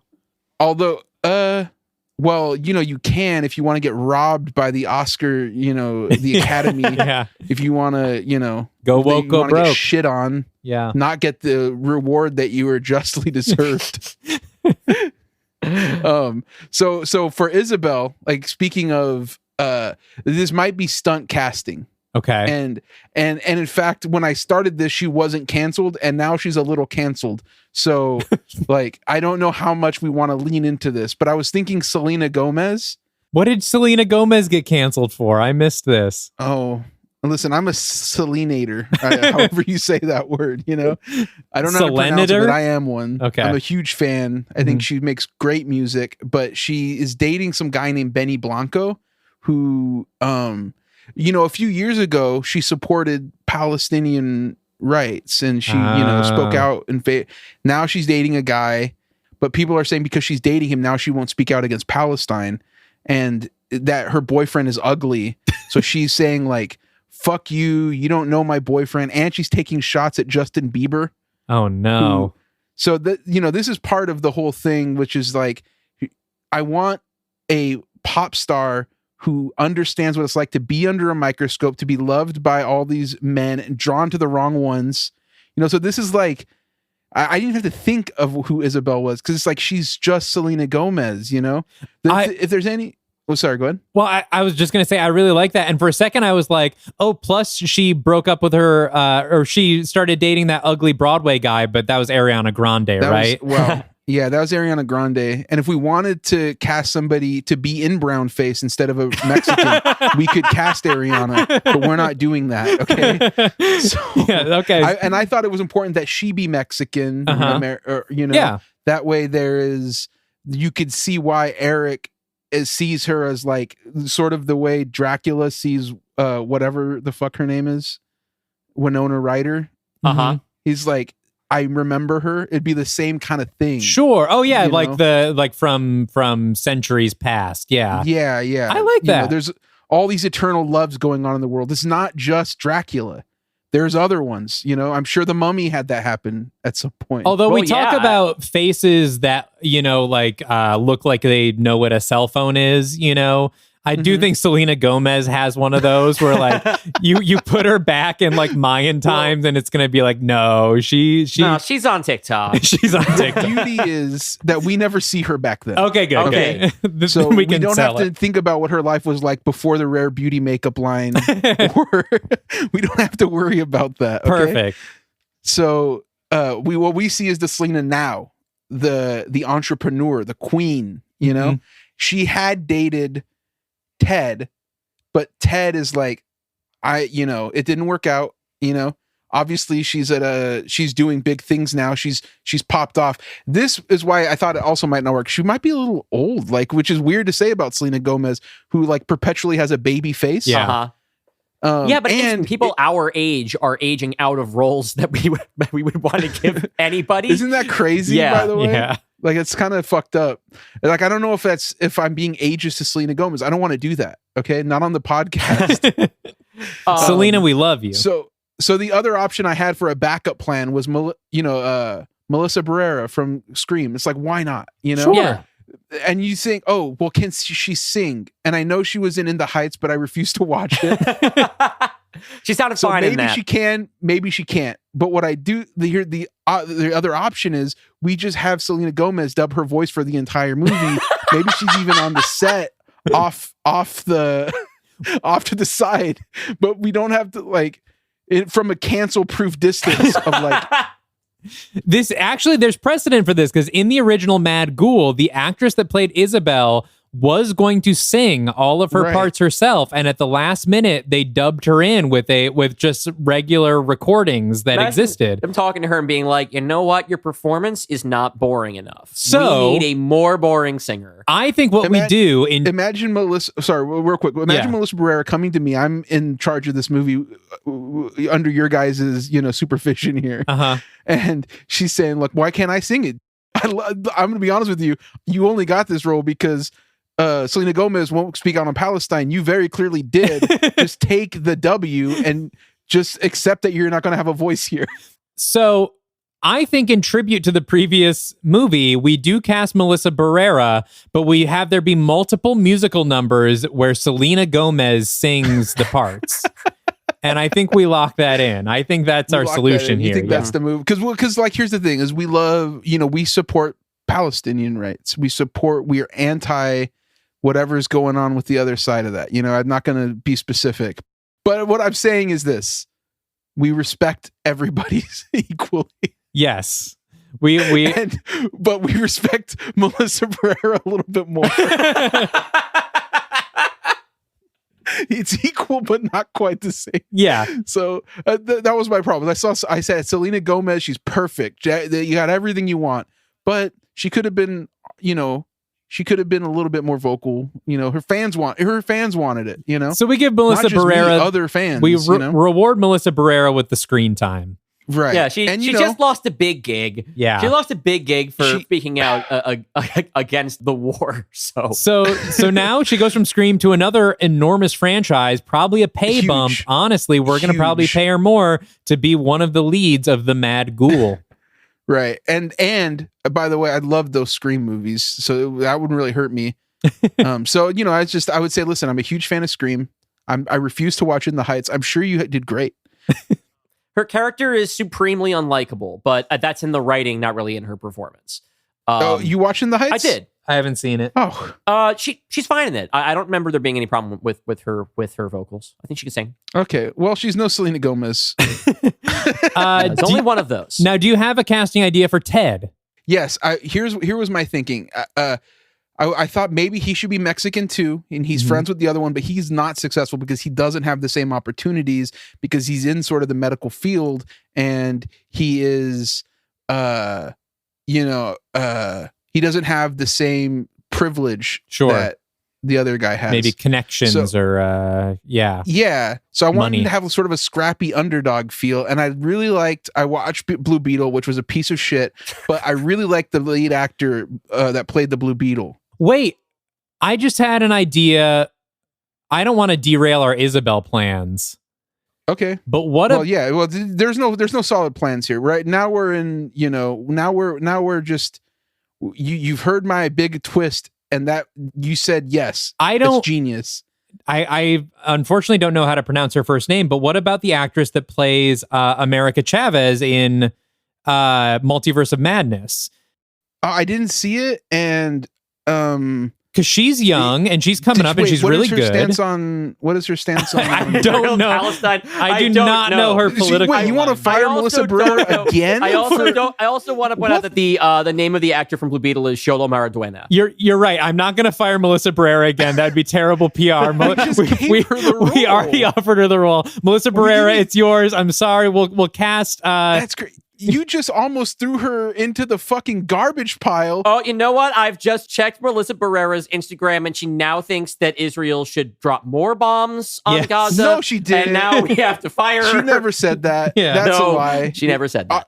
Listeners, Dylan's a liar. I just think it's good that we should alienate our entire audience. I think that one half or the other of our audience should be pissed at us at any given time. Well, listen, we've managed to avoid this particular third rail for 33 episodes, and now we're jumping. We're going to bite it. We're putting our mouth on the third rail. There are no sidelines, okay? not in this universe or the dark universe. All right, so going back to the Ted casting. Also, that girl that played America Chavez is going to be way too young. She's too young? She's pretty young. Can she even sing? I figured she was like 19, 20 or something, but I don't know. But I know she's Mexican American, and she was great in that movie, and I'd like to see her in more stuff.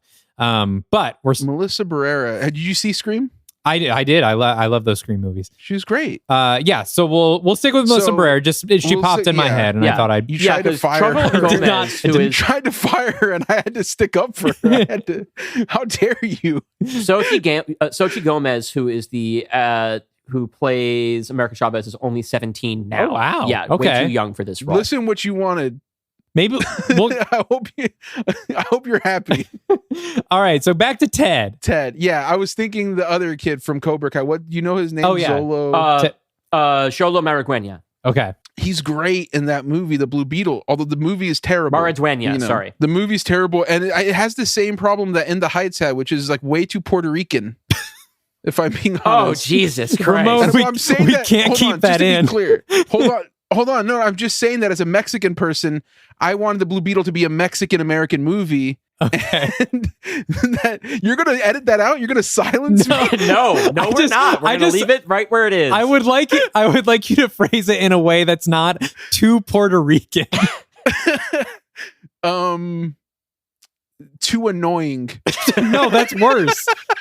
Not enough Mexican American. Not enough Mexican representation in these Mexican movies. It didn't feel like a Mexican culture movie. Thank you. And if it was a Puerto Rican character like this, I felt robbed a little bit.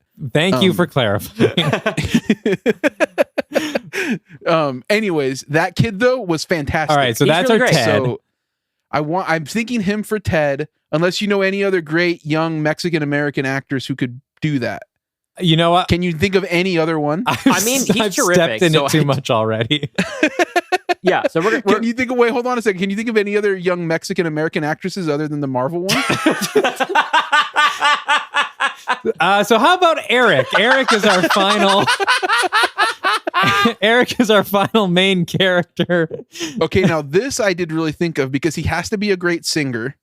Okay, he has to be eternal looking. He has to have like a great sort of ethnic face.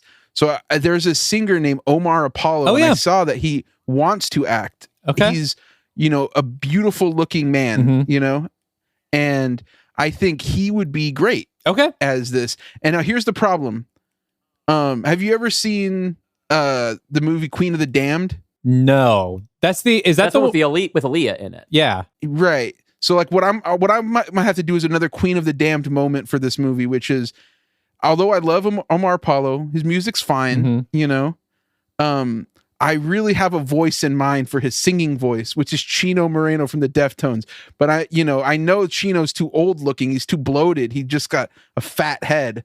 He doesn't look like handsome anymore because of all the drug abuse and. So this is the movie where we cast a bunch of singers and then dub their singing voices with other actors. This is going to be the most confusing soundtrack album of all time. It's because I'm paying tribute to Queen of the Damned, which cast that one guy, but they got Jonathan Davis to do all the singing for him, which was inspired. Okay, they cast some like handsome guy, and in that movie, there's a beautiful sequence where Aaliyah and the other guy, they have sex. When he becomes a vampire, he becomes Le Vampire Lestat, and it plays the entirety of Deftones' Change in the House of the Fly.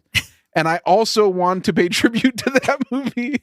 In this one, we have a very tasteful but erotic sequence between a Leatherface, guy and maybe Selena Gomez, Melissa Barrera type figure, with Change in the House of the Fly, the entire song. And now, can we also pay tribute to that movie by getting like an AI Aaliyah in this somewhere? I just don't know where she would fit. I don't know. I was a little bit worried for a second. You were going to say you're going to pay tribute to Queen of the Damned by arranging for Omar Apollo's death before the release of the film. No, Omar Apollo will live a long, long, long life. We love Omar Apollo. Okay. Yes, he's young. He's great. All right. Yeah. So we've figured out our casting. So do you like that? I love it. That's fine with me. No other last second changes that would, be a political firestorm. Because here's the thing. It could maybe do good for the sales of the movie. That's true. Controversy does sell. Controversy sells. Look at what happened with the Sounds of the Silence movie. I think what we have to do is a lot of truth in that movie, and people didn't like it. I think we actually played this perfectly, which was.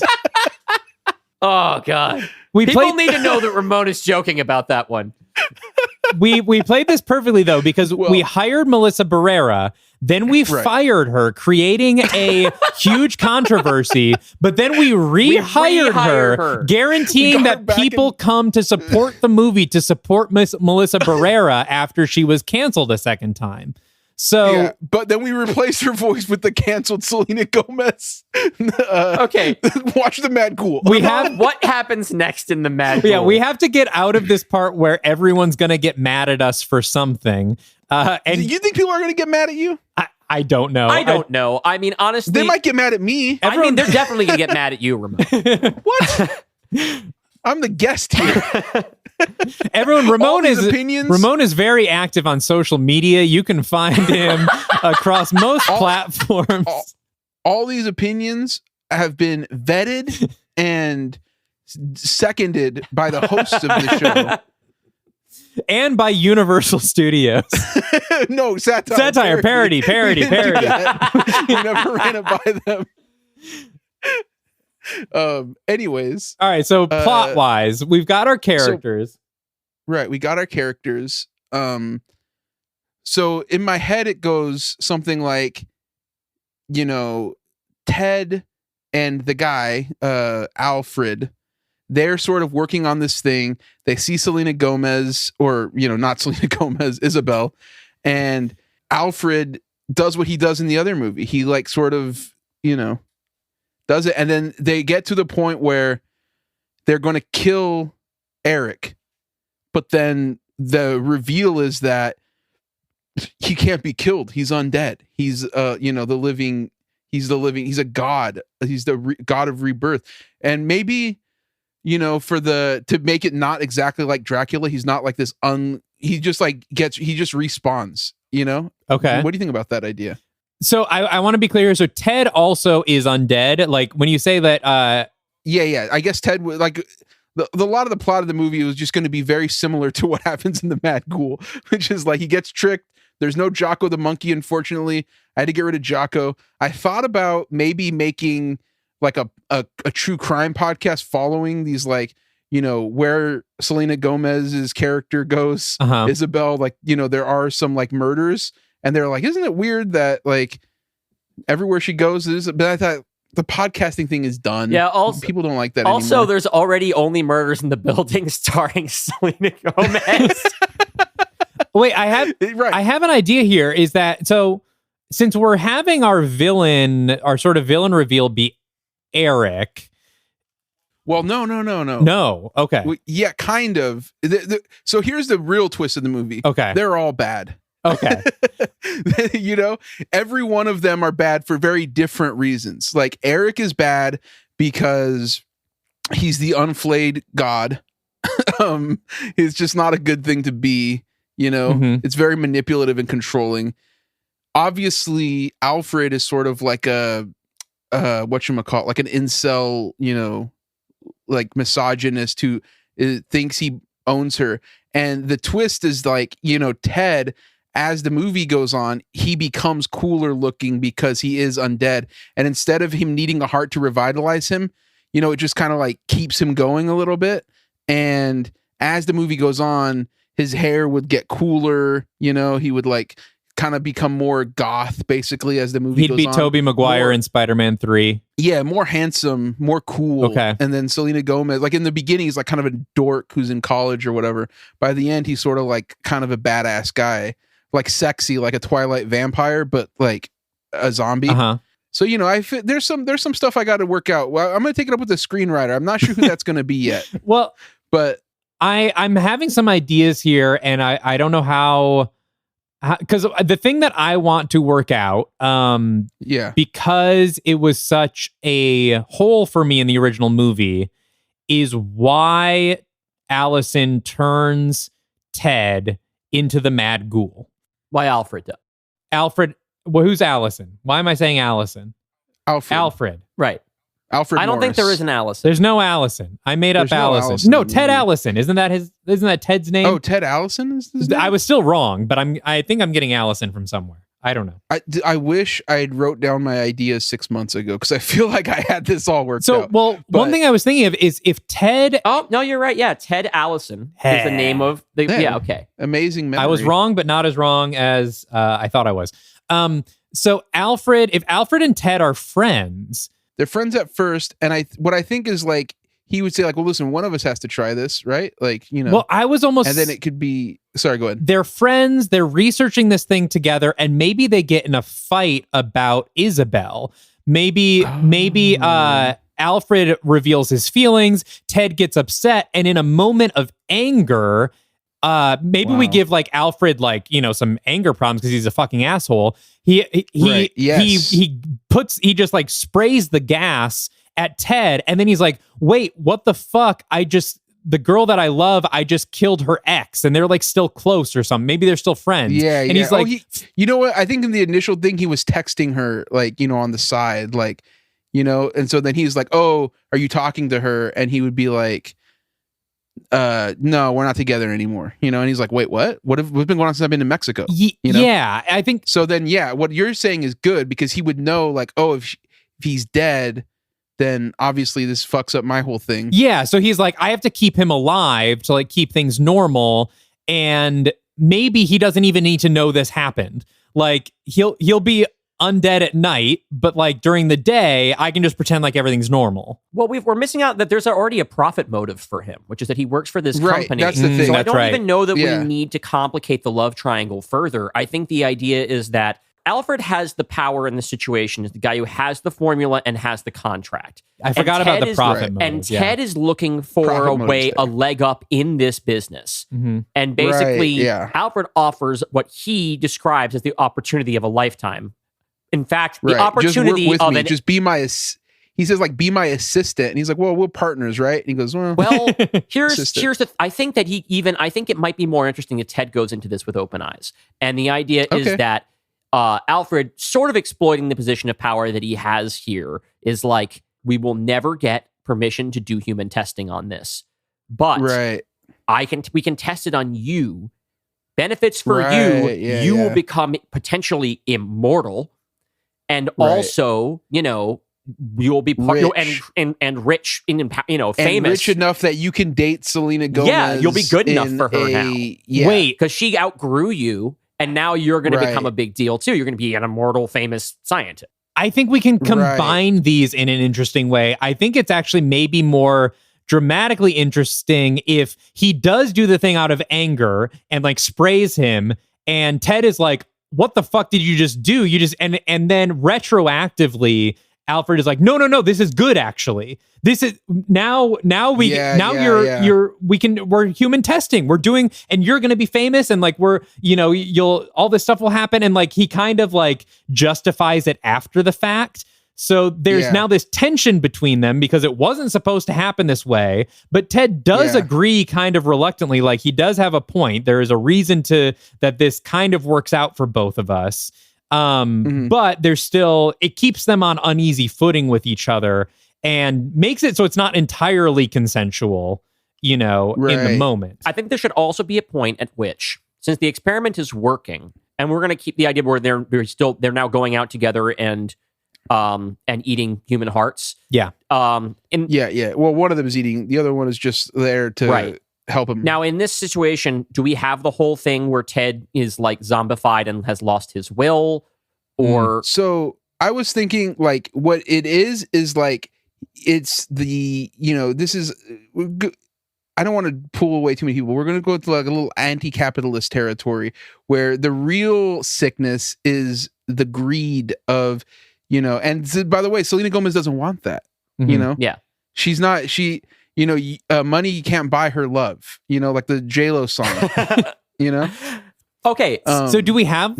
Her love don't cost a thing. There we go. But there's frequently a socialist bent in whatever we're writing over here. And I think that there's also an opportunity here for Alfred to begin to panic that he's accidentally changed the power balance of the relationship because the person who now actually has the power is the guy he had doing the labor of dying and being reborn. Now, I've lost his name. Ted? Now Ted is, the test subject, and in him is he's the experiment now. And he's self-sustaining, give or take a carved out heart once a week or whatever. Right. And well, so like the other thing is like, I don't need him to, we don't, in this, we wanted to see him progressively get more zombie mode until the end where he's so rotted by like the feeling of guilt and like the greed that has destroyed him spiritually and physically. Right. So we don't need him to see him every night do that. It just sustains him the way you need to eat anything else. Right. So like he does need that tissue. He does need that life force, but we don't need him to be like every night he has to do it and then he goes back because we want to keep going one way. Okay. Right. The only thing I think that we run into, I guess it distinguishes a little bit, but what we have here is much closer to a vampire story than the original is, in that's the story about somebody who has to feed on other people to sustain immortal life. As you said, it's not exactly the same because our ghoul basically only needs these hearts to remain hot or become hotter.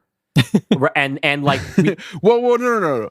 That's just the modern parlance, is that he gets more sort of dark and mysterious and handsome as he becomes more sort of like possessive of this woman. And like, why is he doing this?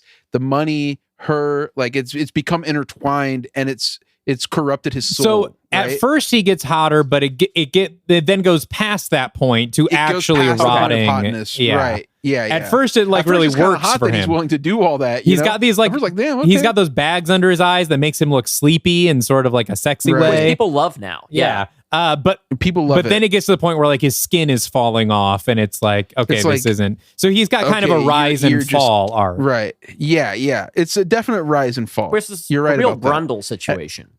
Yeah, it's like the fly, a Brundle fly. Yeah. Oh, it's yes, exactly. Yeah, this is like Cronenberg vibes. I want Zoomer Cronenberg sort of involved. Well, there's not his son. I was going to say there's a Gen X Cronenberg that we could recruit. maybe. I haven't thought about the director. I have thought about it, and I just thought like there's nobody that I really see directing. Like I can't think of an equivalent. And I thought maybe a Mexican director. And there was this one that I haven't watched the movie yet, but there's this one woman who is from Mexico who had a very interesting looking movie about bones, a bone woman movie. Oh. But I haven't watched it yet. But I watched a trailer and I thought, well, maybe I'll just say that and act like I have seen it. But then I remember I log every movie that I've watched and you'd be like, you didn't see that movie? Yeah, we'd sort through the 800 films that you've seen. Are we talking about Michelle Garza Cervera? That's director it, yeah. of Huesera the Bone Woman is the name of the film. That's right. Michelle Garza Cervera. Right. I thought, maybe we'll throw a floater out there, see if she's interested in the movie. And then like, listen, then we'll watch what we're interested in is being truthful to the Mexican American experience of being Selena Gomez. So what you're saying is you would like us not to hire the directors of Blue Beetle. There are some good parts of that movie. I was being a little bit harsh about the Blue Beetle movie, if I'm being honest. I thought it was fine. I thought it was not that good, but fine. So this is the part where an executive pitches you the big robot spider you have to put in your movie, and maybe this doesn't work out. Well, I might love it because the idea, if you're telling me we put a big robot spider in the movie, I'm saying, yeah, I don't know how. Maybe Alfred makes one. Here's the idea that's been in my head, and it might just not work within the framework we've had, but I want to throw it out there. Because you had an idea for the ghoul. Well, no, my idea here is we talked about before. There's an interesting idea in the original where Alfred gets turned into the ghoul and they have to sort of be dependent on each other. And I'm wondering if there's a spot maybe later in the movie after Eric has revealed himself where Eric, in his power as this god, punishes Alfred by turning him into a ghoul as well. And we get like a little section of the movie that's sort of like a buddy comedy with Ted and Alfred, where maybe they've gotten to the point where they fucking hate each other over all this stuff, but now they're completely dependent on each other to not go full zombie mode.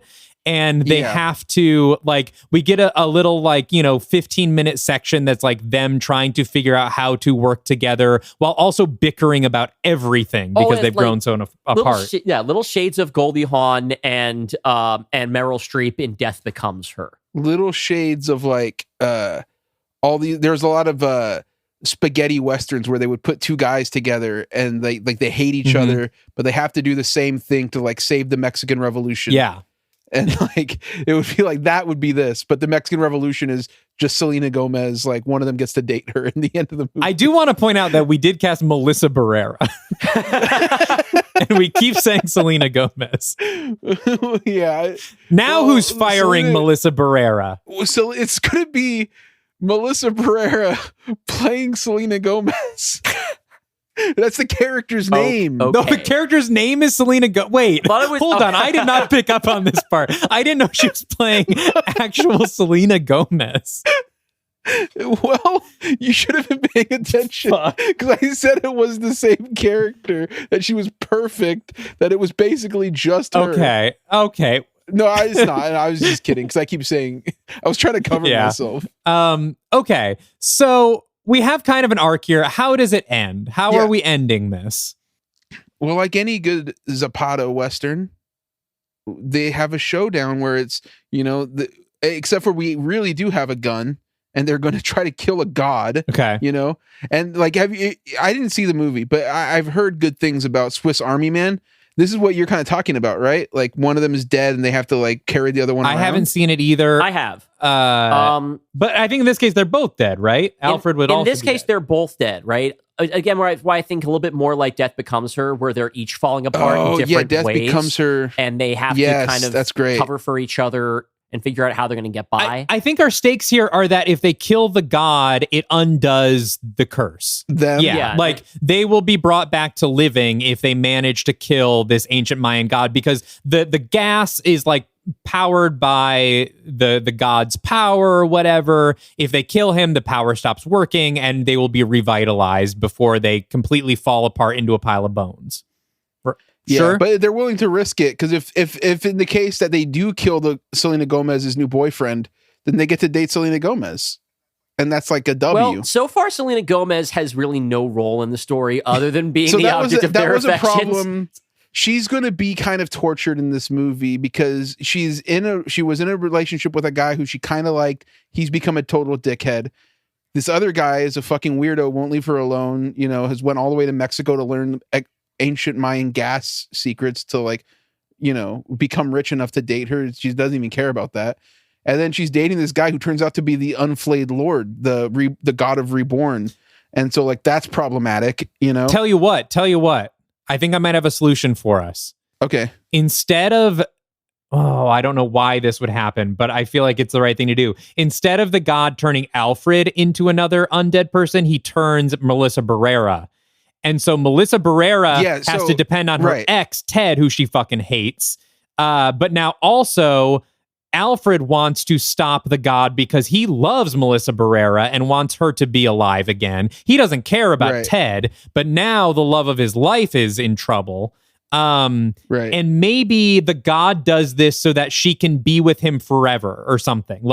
He's like, I'm immortal. If I do this to you, you will also be immortal and we can live together. Yeah, you're going to turn into a rotting corpse zombie, but I don't care about that. I'm a god. It doesn't matter to me. Here's how I see it playing down. There's sort of a Mexican standoff, somewhat literally, with the three guys. Well, there's two Mexicans in it, so it's 2/3 of a Mexican standoff. And just to be clear to the audience, I'm Mexican, by the way. Yeah, if you didn't know, Ramon, yes. What are you trying to say? No, nothing. My name is what. When I was a kid, they put me in the only Spanish-speaking class because they were like, the numbers are good. And I didn't speak Spanish. Not then, not now. So I went to school for 3 or 4 days. My mom was like, how was school today? I'm like, it's good. I don't know what they're saying. And then she had to make me go to the school and be like, my son doesn't speak Spanish. You need to put him in the white kid class. I'm never getting to the end of this episode without getting canceled. It's very traumatizing experience. It's over for me. Nah, it's fine. No. So I'm seeing the Mexican standoff, 2/3 Mexican standoff. And, there's going to be sort of a MacGuffin kind of spear with the gas thing that Alfred has created to kill the god. And the god doesn't need that because he can just fucking kill him however, he's a god. Mm-hmm. And the other guy is more sort of he's becoming death, and Selena Gomez is enough. I don't want to be with any of you guys. This is bullshit. And then, they start firing anyways. And then as the god is dying, he's like, I really did love you. And he's like, it wasn't dark. I just happened to be a god of reborn or whatever. He says, I want to give you the one gift I can. And even though she doesn't accept it, he breathes his eternal god powers into her as he's dying. So we have sort of a Mina Harkness at the end of the League of Extraordinary Gentlemen, where she's now the vampire, but now Selena Gomez is the goddess of reborn. Selena Goddess is the goddess of reborn. And she's now the flayed lord, and she gets the mask at the end of the movie, where it's a fucking dead skin mask. That could be kind of interesting. What do you think about that? I really like that. And I think I've maybe found the key here that's going to blow this whole thing wide open. I'd love to hear that key. I think this movie is a farce. Yeah, absolutely. I think it's a straight up 1950s style, all these guys fighting over this woman who's just I want nothing to do with any of you. And they just keep fucking up. And that kind of gives us our excuse for why everything happens, is everyone is so horny. They are doing the worst possible thing at all times, trying to get Melissa I keep saying Melissa Barrera because I know it's Melissa Barrera. Well, it's Melissa Barrera. What's Melissa Barrera? It's Isabel. She's Isabel. Yeah. She's going to inhabit Isabel. Everyone is tripping over their dicks trying to get Isabel to fall in love with them, that they're turning each other into zombies. They're ripping out hearts trying to be hotter. Then they're going too far and they're becoming zombies. Now they need to undo it, but they've had too many hearts. So now they need to go after the god guy, but the god guy also wants Isabel. And Isabel's just everyone leave me alone. Stop it. Why is everyone in love with? And it's just a total, it's basically the same way that Texas Chainsaw 2 is like a slapstick comedy, but like with all of the violence of Texas Chainsaw Massacre. Yes. This is basically a like Marilyn Monroe farce, romantic farce. I'm seeing Barbara Streisand in What's Up, Yes, Doc. it's a romantic farce with a lot of gore and zombies in it. And I think... Which would be what you described as a perfect movie. Yes, I think that's... But I think that solves kind of all of the problems that we've been having. I think so, because if I'm being honest, maybe we don't go open with Atmosphere by Joy Division. It might be too serious. Or just serious enough that then it's like, oh, this is a joke. I think if we go far enough to like, maybe we even have like the Mayans singing the like, or like singing some sort of like something that makes it very obvious that this is like too far, you know? Joy Division is actually playing in the corner while they do their ceremony. Yeah. Like probably not that far. You know, Ian Curtis, he can't be there. Well, I mean, this is the ancient past. That's right. Oh, sure. He hasn't died. Or been born yet. Ian Curtis. Yes. Imagine a Mayan doing one of those crazy dances that guy did. That would be so funny. I think it's this farce where at the end Selena Gomez becomes this god and then just kills all of them. Yeah, well, I love the idea that she doesn't want it. That's the thing. Is like, you know, to her it's like, this is stupid. Like the whole movie, she's just like, just leave me alone. I just want to be alone. Yeah, you know. Just me, myself, and my brain, like the Selena Gomez song. Is that a Selena Gomez song? It's her song about mental health. All right. Well, that's interesting. When I was thinking this was potentially going to trying to be like a thriller, I thought that we were missing an opportunity to do something about stan culture, about the idea where, like, from her perspective, what's happening is that there's a psycho fan who's following her tour and killing people at every stop that she goes on. Oh, that's good. And she has to deal with the responsibility of like, okay, this killing spree is already like, clearly has something to do with me because it's following me around. So what are my responsibilities here? Should I cancel my tour? How do I do anything about this? But I think that now maybe that does not have to be as big a thing because now we're leaning so far into the farce of it that it can be more about, it can still kind of maybe potentially tie in because of the idea, like, for what she wants to do is just, you know, be an artist. But she is instead also this icon, like she's a big deal, and it makes people do crazy things. And in this case, the crazy thing that is happening has less to do with her being an icon and more to do with being just like a woman these guys know. And there's potentially some potential commentary on like the idea that it takes next to nothing for a man socialized in our society to go absolutely nuts. And like look past the woman they're crazy about towards the idea of I must have you and just completely dehumanize them, which is kind of what we have them doing. But that we do that sometimes on a cultural level with particularly female pop stars. So I think there's something to play with there that's not incompatible with the silly tone. It gives her more to do in the story. Yes. When you say it's a comedy, I'm like, yes, absolutely. Like it fixes everything because it's like, it's a goofy thing that's happening. And the best part of the other movie was fucking Denham, who like was barely in it. It's like, what if everybody was acting like that? It would have been incredible. Yeah. By the way, the song is My Mind and Me, not Me, Myself, and My Brain. Okay. That sounds more like a song title. Yeah. What do you know about Selena Gomez music? Me, Myself, and My Brain is pretty good. That could be a song. Well, we're getting to the end here. I feel like this one is still a little out of our grasp, but we've got a lot of stuff floating here. Let me put the nail in the coffin. You're gonna greenlight it. The director. Well, I'm not saying we're not greenlighting it. Greta Gerwig. We just say, Greta, listen, they wronged you. Okay, you were wronged. You're gonna get your Oscar for this one. You know what? We'll say instead of it being set in Berkeley, which is I had the reason why. I said no, fuck that. It's set in Sacramento. Greta, take us back to Lady Bird. Take us back to that place in time. Actually, the thing though that tonally what we're talking about. That's the thing. Greta Gerwig so good at this. Greta Gerwig doing a romantic farce with blood and guts. Actually, if she nailed the tone of Barbie, she would nail the tone of this. Yeah, I sort of really believe she can do anything. Yeah, I think. I actually want to lock that in. That Greta Gerwig is directing this. That's actually a really good. And fit. You know what, Baumbach, he's allowed to help her write it too. Okay. Yeah, because he would get what it's like to be a weird, annoying man who won't shut the fuck up. And like you've seen his movies, which I love, by the way. Like that's like we're talking about Greenberg, but like if he was a vampire, like a Mayan vampire. That's cool. So sort of like how with Halloween, John Carpenter let Deborah Hill write all of the female characters to make them feel more natural.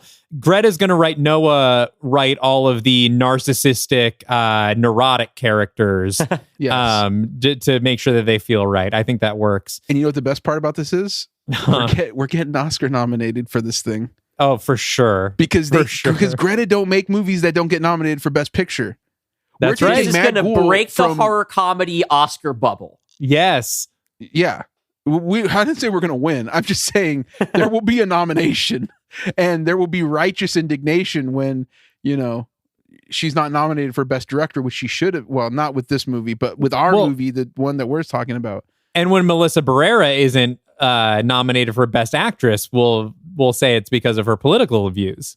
Yeah. No, we're not going to notice that she didn't get nominated because she's not a white woman. So we don't really know what happens to her. As if we're all pretending America Ferrera was not nominated for an Oscar for this film. And she shouldn't have been. But not my favorite performance in the film, but she's good. It's not good. All right. But imagine this. I'm going to I'm going to give one more bit of movie trivia before you wrap it up. Okay. When Gary Cooper got nominated for High Noon, right? John Wayne was presenting that award, or he won it. I think Gary Cooper won it, and but he wasn't there. And John Wayne had been offered High Noon. Like they said, you should do High Noon, but he was like, "This is communist bullshit. I'm not doing fucking High Noon." And then he was wrong. The movie was amazing, and then he's like, "Fucking should have done High Noon." So he's up there and he makes a joke about like, like, "Oh, I got to talk to my agent," and then. This would be like that, but with Selena Gomez is the one handing the award, and she's like, "Fuck, now I have to hand this to this motherfucker Melissa Barrera. If I would have just did the right thing, said the right shit, then I wouldn't be in this position."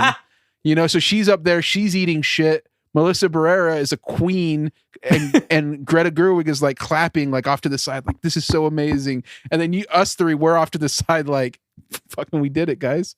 We saved women in Hollywood. Finally. All right. Thank you, Ramon, for saving women in Hollywood with this incredible pitch for The Mad Ghoul.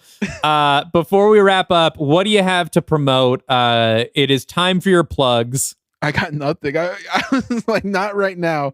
You know what? If you want to find issues of They're All Terrible, my comic book from Bad Idea, more power to you. Yes. I love the book. It's incredible. It's very hard to get. But I have some other stuff coming down. This I might be working on some stuff that I can talk about later, but not right now. So awesome. Ramon's an incredible comic creator. Look for his work. And on our side, of course, sign up for the Patreon, patreon.com/Dylan and Dalton. It is not directly supporting this podcast. It is supporting us. It is a place where you can talk to us about movies and join in with other fans.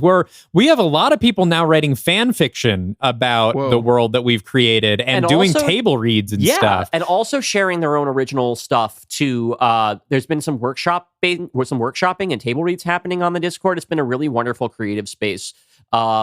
We also, the Patreon also includes Are You Afraid of Dylan and Dalton, the podcast where we just talk about movies. We just watched all of the Hotel Transylvania films and talked about them. Do you remember that we have to do that, Dylan? Yes, I do. We just, I believe that episode just came out or is coming out next week. I don't remember. That sounds right to me. But Hotel Transylvania, we watched all those and talked about them. So we have the bonus podcast. We do some movie screenings. All on there for $5 a month plus a 7-day free trial. If you don't already, you can follow the show at Dark Universe Pod across social media. Send us questions to darkuniversepod@gmail.com or reply to us on social media. Next episode in 2 weeks, Dylan will be wrapping up the House of Frankenstein duology with his pitch for The Hunchback of Notre Dame, which of course will take place simultaneous with a Native American werewolf in Paris. Dylan is currently furiously writing it. Yeah, it's a challenge. It's exciting, but it's very intimidating. Yes, and lining everything up with my pitch from last month. So come back for that in 2 weeks. And then phase 3 keeps rolling on. I am currently writing the music for the Phantom of the Opera, Love Never Dies. I'm so excited. So lots of fun stuff happening this year. Ramon, thank you so much for coming on the show. This was a ton of fun. Great to have the Mad Ghoul in the Dark Universe. I can't wait to see how the Mad Ghoul fits into something down the line. We're excited. Fits in because the Mad Ghoul is now a woman. That's right. The wheels are turning. Thank you, everybody. We'll see you in 2 weeks. And until then, stay afraid of the Dark Universe.